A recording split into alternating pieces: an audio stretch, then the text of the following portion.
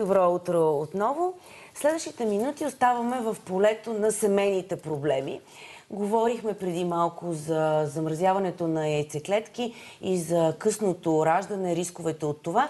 А сега пък ще говорим за битката за родителски права. Направихме един репортаж с родители, които вече са се сблъскали с този проблем и след това веднага ще участваме в една дискусия именно за това дали бащите са дискриминирани в тази битка за родителски права. Първо репортажа и след това дискусията. Тежка раздяла, а след това развод. И накрая идва големият въпрос. При кой да останат децата? При майката къде? Защото той си търси винаги майката. Бащата не го търси. Майката, защото все пак тя има много по-силна връзка с детето си. Сигурна съм, че има и ситуации, при които е по-добре детето да бъде отсъдено на грижите на бащата, а в някои случаи може би и двамата родители не са подходящи.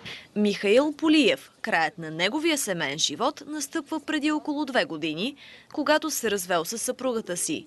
И вместо с това да приключат проблемите му, тогава тепърва започнали. За да ме изгони от къщи, майката инсинуира домашно насилие. Те бяха в много лоши отношения с двете дъщери, особено с голямата. И няколко пъти, докато аз съм на работа, се бяха даже пощепвали, позбили, така да се каже. И понеже отношенията им не се поправиха, тя на няколко пъти беше гонила средната ми дъщеря от къщи и единия път тя просто си дойде при мене. Така преживя при мене около година. Като майка им не правеше почти никакви опити да я върне при себе си. Въпреки желанието на двете деца да останат при баща си, съдът все пак отсъжда правата на майката. Какво беше моето очудване, когато в тричленния състав, въпреки всичко, на 16 страници описваше как връща детето при майка му, защото за да дадат шанс на майката да си оправи отношението с детето.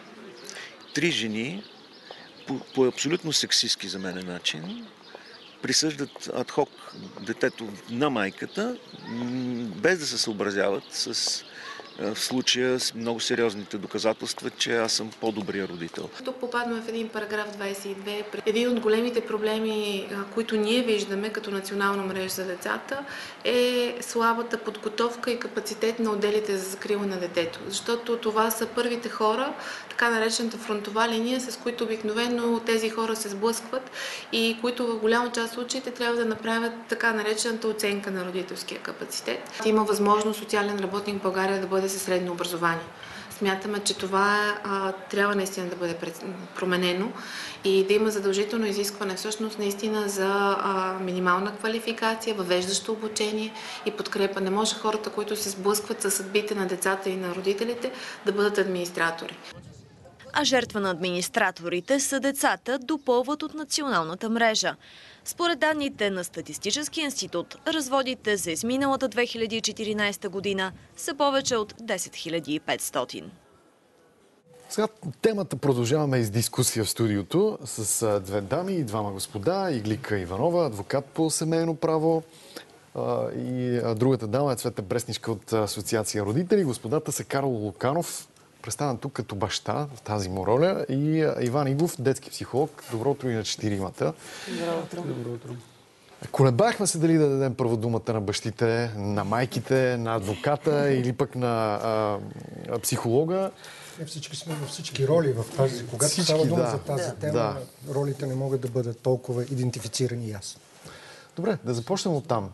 Защо в България е такава практиката майките да получават децата по презумпция? Доколкото знам, 85% от случаите са решени по този начин за майките.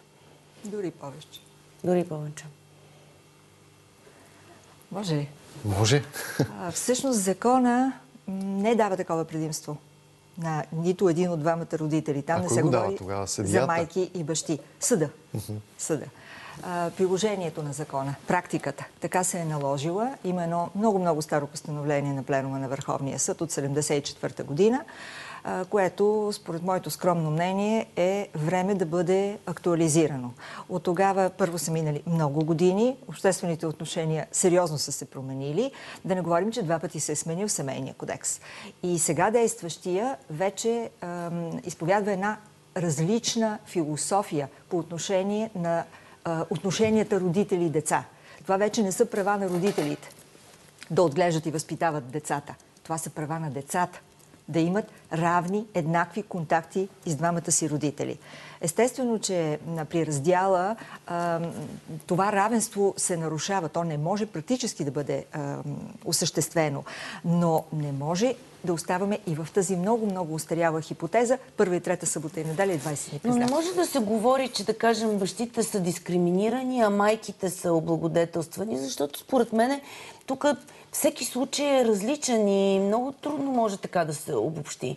Както виждам аз в много коментари. Точно това е проблема, че не се подхожда за конкретния случай, а априори майката е по-добрия родител, децата при нея и трябва някакво чудо да се случи или да бъде доказано в съда, че се е случило, за да се получи обратния резултат. Само за да не обвисне въпроса ми, сезирали ли сте министър Иванов или пък Комисията по правни въпроси в Народното събрание за една подобна промяна? Започнала ли е дискусия изобщо? Министър и въобще Народно събрание не, но предишното, по-предишното, да.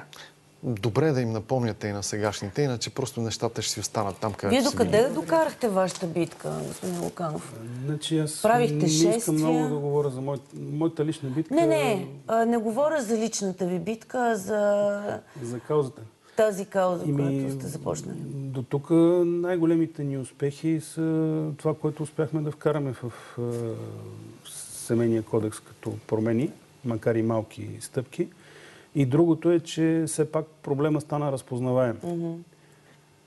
Водиме едно за сега не много успешно дело за дискриминация, защото най-дискриминирани наистина са бащите, които биват лишавани от конституционното им право да бъдат родители на практика. Колкото и теорията да твърди, че те остават титуляри, те на практика са почти приравнени към лишените от родителски права. Но, както сполучливо казахте, не са дискриминирани само бащите, защото едновременно с това се дискриминират и майките и децата. Децата, които биват лишавани от грижите и помощта и любовта на единия родител. И те са най-потърпевши. Но също така, жените, които печелят родителските права, също са дискриминирани, защото заедно с правата те получават и една доста по-голяма тежест, получават и една бедност, защото 30% от семействата в крайна бедност са семейства, състоящи се от един самотен родител. Така че всички страдат от това положение.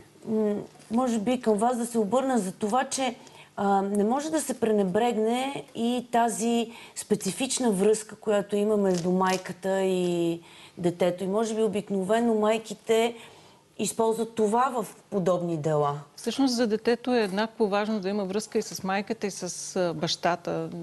Когато не се получава, трябва да се направи някакъв избор. Проблема при разводите е, че не се е получила връзката между родителите, а не, че не се е получила връзката между детето и родителите. И всъщност, когато развода прекратява тази връзка с един или с другия родител, той нанася травма на детето. И проблема дори не е толкова в законодателството, защото закона в голяма степен дава еднакви права на двамата родители в това отношение. Проблема в обществените нагласи. В нагласата за това, че майката по презумпция е по-добрия родител. Точно за това... Това е така според вас ли? Майката е по-добрия родител? Според нас и двамата родители са еднакво важни за детето и връзката с двамата родители е еднакво важна за детето. И сега Асоциация родители координира една национална кампания, която се казва "Да бъдеш баща" и която всъщност иска да изведе на преден план правото на детето да има връзка с двамата си родители. Идеята е, че лишавайки детето от това право, ние ощетяваме неговото развитие. И това е важно да се разбере както от бащите, така и от майките. Ама знаете ли какъв е казуса? Преди известно време ме убеждаваха колко важно е мъжете да участват в дарителски кампании, в помощ на, понеже си говорихме по-рано за репродуктивни проблеми. Хората от тези кампании, лично мен ме убеждаваха, че едва ли не 2% от генетичния материал на бащата отива в детето. И основният родител е майката. Това абсолютно не е научно. Абсолютно. Странно звучи, но може да го намерите дори в техните сайтове посочено. Човек може да срещне какви ли не твърдения в сайтовете. Да, за съжаление. Да. Убеждавайки ме на тезата ми, че как аз ще имам някъде 2-3 деца и няма да ги познавам, те ми казаха, ти колко си им баща? 2%. Не, това са несериозни аргументи. Родителството е само част генетично. По-голямата част на родителството са междуличностните и човешките връзки. Но аз, слушайки дискусията, виждам два наистина големи проблема. Първо, за да може да се индивидуализира всеки случай, за да може той да бъде погледнат от страни, от очите на детето, тук задължително трябва да се включи професионалист, трябва да има наистина фамилиен терапевт, който и не мисля, че само социалните работници могат да свършат тази работа, колкото да бъдат... Те въобще не могат да се квалифицирани. Колкото да бъдат обучавани. И тук, може би, законът би трябвало да изисква такава среща с фамилен терапевт, който да може да седне да поговори с родителите и с детето и да даде препоръка в най-добрите, в полза на детето, разбира се. Кои са най-големите грешки, които допускат само да довърша това. Втория проблем е толкова дълго отлагания въпрос с детските съдилища. Защото аз мисля, че едно дете дори на 5 годишна възраст може да има мнение за това, дали при единия или при другия родител. Как би искал да се случи? Може би от началото на демокрацията се говори за това. Сигурно, а трябва да ви кажа, че аз отдавна отказвам да участвам в каквито и да било дела, какъвто и да било в съд с дете, защото съм виждал парадоксални случаи на това как съдии не умеят да разговарят с деца и им задават въпроси, които изобщо на детето не може да отговори. Това е много опасно. Но аз си мисля, че за да може да разберем кое е най-добро за детето, ние трябва да попитаме него. Тоест трябва да се създаде онзи механизъм, минавайки през фамилен терапевт, минавайки през детски съд или човек, който в съдопроизводството може да разговаря с детето, за да може наистина да се реши проблема в полза на детето, а не в полза на един или другия родител. Да не забравяме, че много често родителя, който печели детето, го печели не заради детето, а за да отмъсти на другия родител, тъй като това се превръща във война. И точно тази война трябва да бъде спряна. Трябва да бъде дадена възможност детето да получи най-доброто, а не родителите да получат справедливост. Така тръгнахте към отговор на въпроса за грешките. Да добавя нещо. Шабе Снишка каза, че не е толкова проблем на закона. Според мен закона има огромен проблем. И той най-вече се състои в това, че той вкарва родителите в тази война. Вместо да тушира конфликта, законът е такъв, че той кара съда да избере единия родител. И за да останеш родител, ти трябва да воюваш и да очерниш другия. Така или иначе и тук казахте, не знам кой от вас каза, че така иначе трябва да се направи избор при кой да остане детето. Не е задължително. В всички развити страни вече се налага модела на споделеното родителство. Това не е задължително да бъде 50 на 50 физически. Може да бъдат, но почти навсякъде вече правата като правило са юридически са споделени между двамата. А вече времето се определя между 35 и 50% горе-долу при двамата родители, за да има максимален контакт. Аз пак продължавам да твърдя, че това не трябва да става механично, без това детето да не поиска това. Защото представете си какво означава да го натовариш с раницата в края на седмицата и да го закараш, да го изтърсиш пред вратата на другия родител и обратното. Би трябвало детето да може да прави този избор, кога да бъде при единия, кога да бъде при другия родител. И нещо много важно, и затова твърдя, че фамилен терапевт е задължителен. Когато започва да се разделя една семейна система, понякога аз съм виждал в практиката си случаи, когато двамата родители решават, че те ще се грижат заедно за детето и ще се събират винаги, когато детето има проблеми. И детето започна да краде в училище. Крадеше от другарчетата си, но така, че да го хванат. И когато го хващаха, викаха и двамата родители, и то така ги събираше. Тоест, и това може да се случи, но това може да го прецени само човек, който е специалист. А от общуването ви с деца, правило ли ви е впечатление? Децата приемат ли като задължение това, че този уикенд са при баща си, да кажем? Първо, принудително. Деца на възраст вече над 6 години, според мен, понякога сами искат родителите да се разделят. Представете си обстановка, в която е нетърпима и в която детето постоянно слуша скандали или постоянно бива прехвърлено. Да, но изпращането при един или при другия родител ограничава детето да си направи сам планове за уикенда. Точно така. И за това е много важно детето също да се включи в тази част а има много добри методи и начини как да се направи. Още веднъж повтарям, квалифициран колега винаги би намерил начина как да реши този проблем. Освен това е много важна и средата около детето, защото често пъти, примерно в училището или в детската градина, създават препятствия на единия или другия родител, точно водейки се от така директно, буквално следване на съдебната съдебното решение, без да се отчитат всички съпътстващи обстоятелства. Тоест, цялата тази среда около детето също трябва да бъде достатъчно добре подготвена за това, че интереса на детето не е само буквата на решението. Макар че има такова методическо указание на Държавната агенция за закрила на детето, че трябва да се дава достъп и информации на двамата родители. Специално за детски градини и училища. Да, извинявайте. Има ли разлика в законодателството, когато родителите имат брак и когато са живяли без брак, но имат дете? Да. По отношение на децата са изравнени двете хипотези, в брак или без брак. Това няма никакво значение. Аз само това искам да добавя, че вашите идеи за детските съдилища, ние даже ги бяхме облекли в конкретен законов текст. Остана някъде назад във времето, а също и това, което вие казахте за семейния терапевт, във вид на задължителна медиация преди насрочване на съдебното заседание. Разбирам, има разлика между терапевтична работа с разбирам, но това подлежи на обсъждане, разбира се. Но когато родителите решават, че се разделят или са се разделили вече и трябва да уредят отношенията си във връзка с детето, преди да влезат в съдебната зала, да отидат задължително на консултация с специалист. И тогава, може би, тези войни в залата ще бъдат най-малко смекчени. Дано не се стига до войни, дано ги наричаме войни, а пък за съжаление се стига.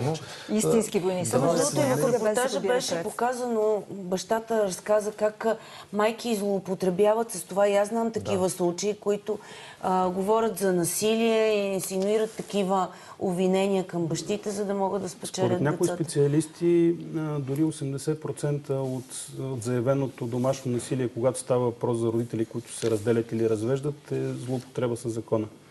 Защото и това, за съжаление, някои недобросъвестни адвокати го въведоха като практика. Защото здобивайки се с решение срещу другия, че е насилник, той губи всякакви шансове да получи родителски права. Докато в съда това се докаже, нали все пак, не изобщо.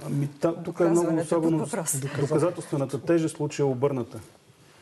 И достатъчно единия да каже, че другия е насилник и този, който е наведен за насилник, трябва да доказва, че не е.